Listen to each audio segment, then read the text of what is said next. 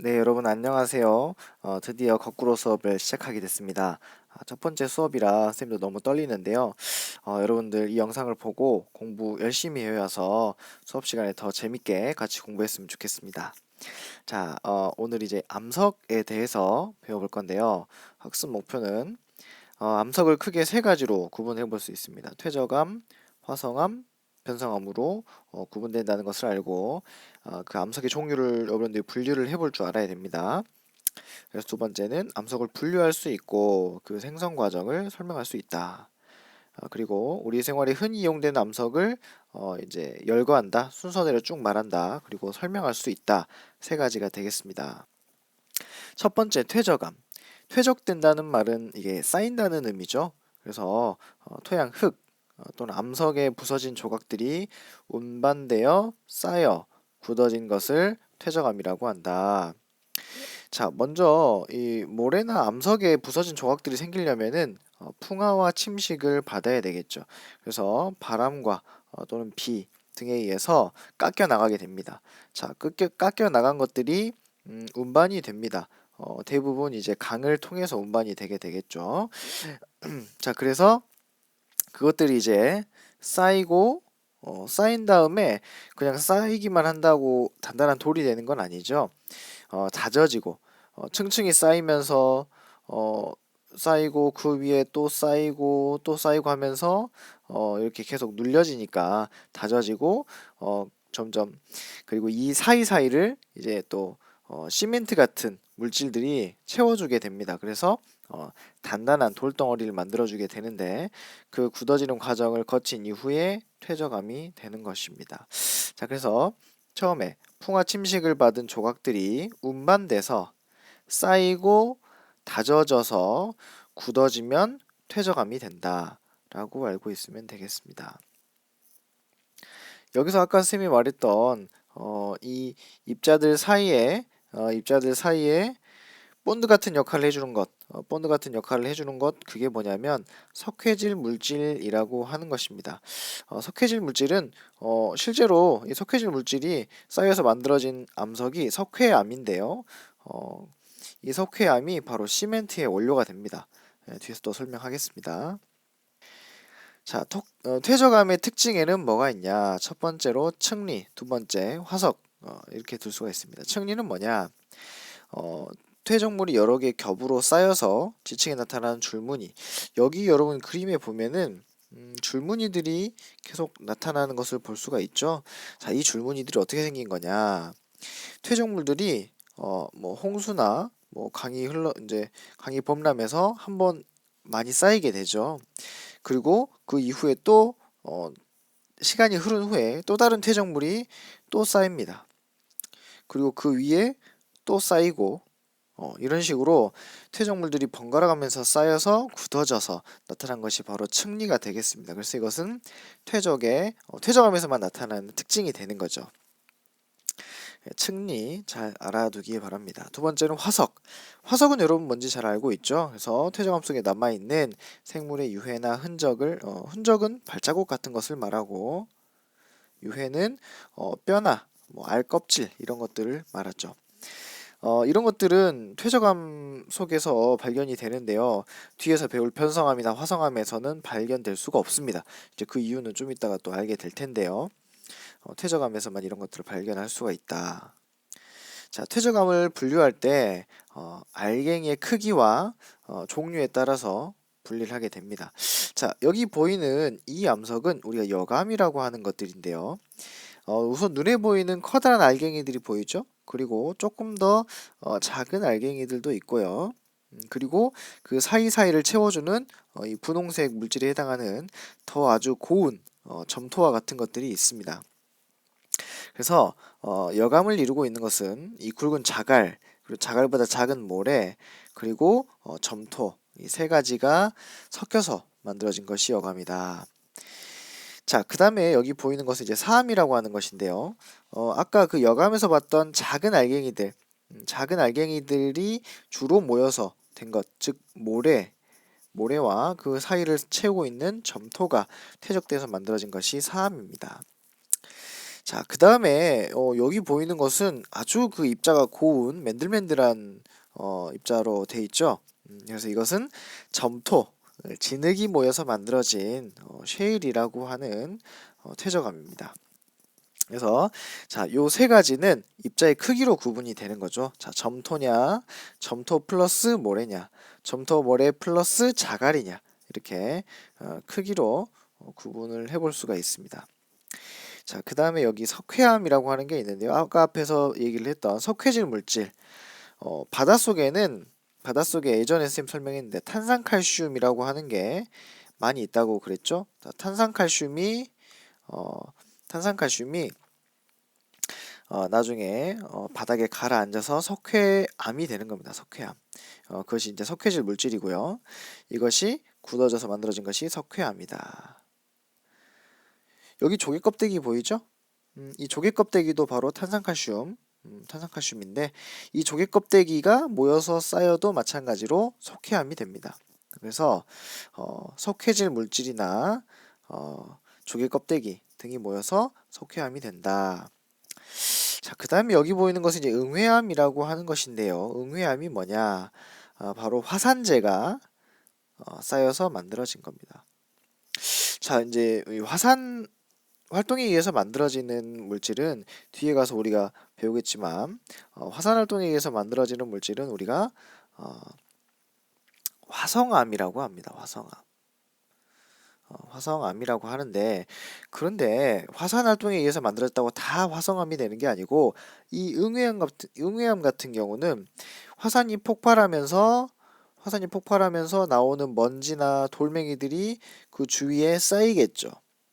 그래서 그 쌓인 것들이 굳어져서 만들어졌으니까 앞에서 얘기했던 퇴적암이 될 때 조건 쌓여서 굳어져서 만들어진다. 그래서 이 응애암도 퇴적암에 들어갑니다. 여러분 헷갈릴 수 있으니까 꼭 잘 알아두기 바랍니다. 응애암은 퇴적암이고 화산재가 쌓여서 된 것이다. 자, 그 다음에 방금 얘기했던 화성암. 화성암은 이건 불화자고 성은 생성하다, 조성하다 뭐 그런 의미입니다. 그래서 불에 의해서 만들어진 암석이다. 마그마나 용암이 굳어져서 만들어졌다. 마그마는 여러분 앞에서 얘기했듯이 땅속 깊은 데 있는 게 마그마죠. 땅속 깊은 데 있는 것이고 용암은 화산이 폭발해서 흘러 넘친 게 용암이다. 그래서 그 이 마그마가 굳어져서 만들어졌냐, 용암이 굳어져서 만들어졌냐에 따라서 또 구분을 해볼 수가 있는데요. 마그마가 굳어져서 만들어진 것은 심성암, 용암이 굳어져서 만들어진 것은 화산암, 이렇게 얘기를 합니다. 자, 이 차이가 나타난 이유는 뭐냐? 냉각 속도의 차이에 의해서 결정의 크기가 달라지는데요. 자, 빨리 식게 되면 이게 굳으면서 그 알갱이들이 만들어질 수 있는 충분한 시간이 없겠죠. 그래서 그 알갱이가 없거나 또는 있어도 아주 작은 거의 없는 이런 형태의 암석이 만들어집니다.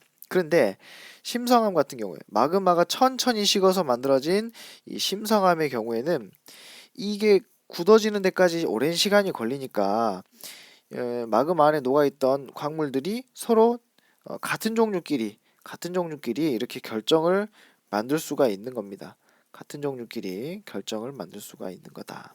그래서 이 경우에는 아주 큰 결정을 만들 수가 있다. 그래서 자, 화산암은 지표로 분출된 용암이 빨리 식어서 굳어진 암석이고 심성암은 마그마가 깊은 곳에서 천천히 식어 굳어진 암석이다. 자, 이 화성암 생성 과정을 실험으로도 알아볼 수가 있는데요. 우리가 주로 사용하는 것은 이제 스테아르산이라고 하는 물질을 이용합니다. 이것은 지금 원래는 이제 고체인데요. 자, 고체인데 이것을 지금 이 시험관에다가 넣고 이거를 물에 담가서 가열을 합니다. 그러면 이게 녹아가지고 액체가 되겠죠. 액체가 됩니다. 자, 그래서 이거를 두 가지 방법으로 식히는데 첫 번째는 스티로폼 조각에 한번 넣어보고 두 번째는 얼음물에 넣어봅니다. 자, 그러면 언제 더 빨리 굳게 될까요? 그쵸? 얼음물에서 훨씬 빨리 굳게 되겠죠. 스티로폼은 보온성이 뛰어나니까 천천히 굳을 겁니다. 자, 그러면 이거를 뭐에 비유해 볼 수 있냐면, 이 빨리 굳는 얼음물은 용암이 흘러 넘쳐서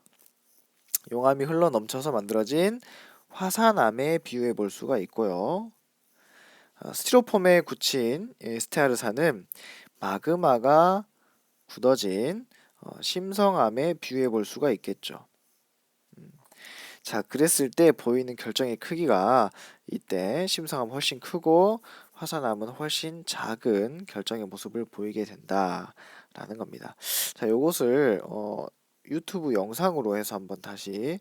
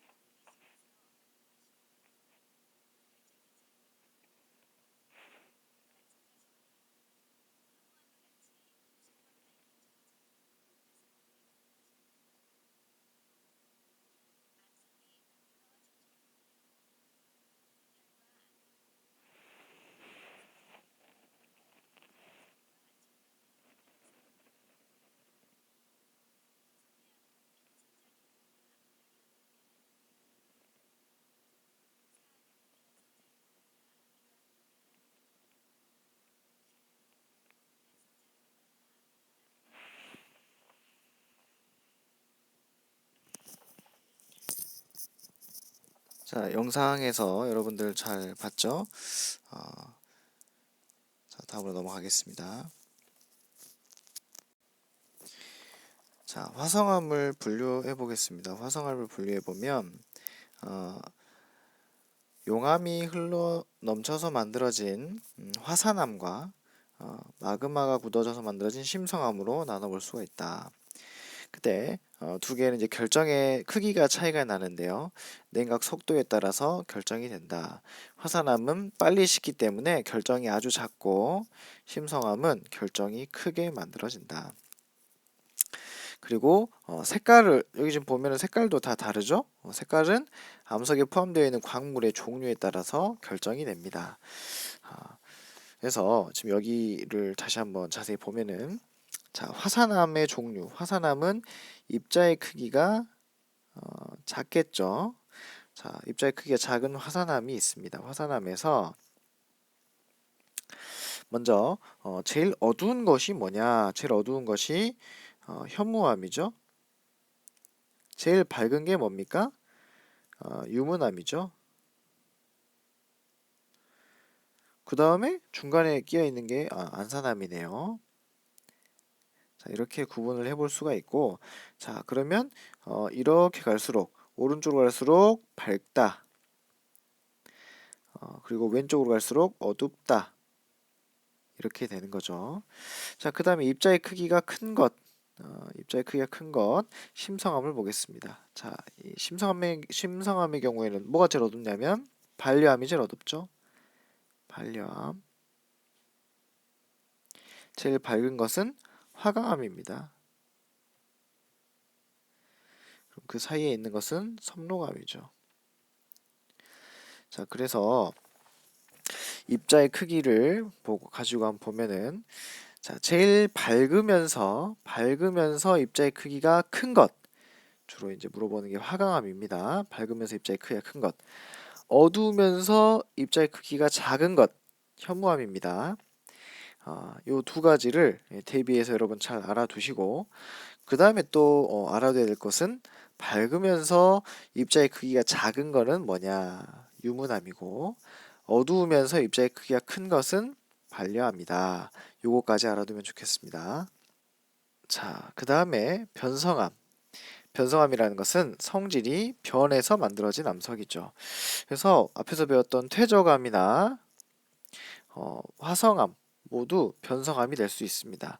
암석이 변성작용을 받아 성질이 변한 것인데, 변성작용이라는 것은 높은 열이나 압력을 받은 것을 말합니다. 자, 이때 나타나는 것이 염리라고 하는 건데요.